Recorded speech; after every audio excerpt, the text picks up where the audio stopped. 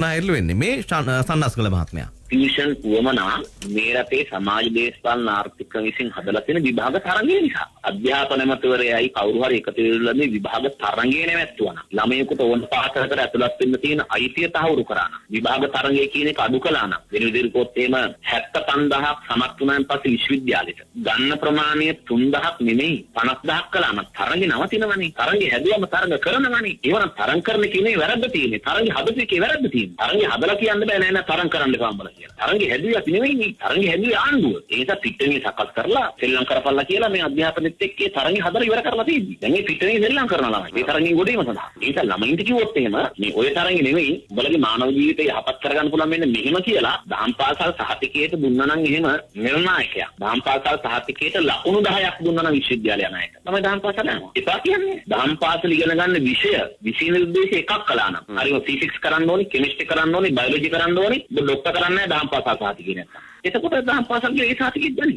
ඒ සහතිකේ අවලංගු කාසියක් කරලා ඒ වල විභාගේ තරඟ සහතිකේ බවටපත් කරාම ළමයිගේ තරගෙත් එක්ක යනවා. ඒ කාණ්ඩේ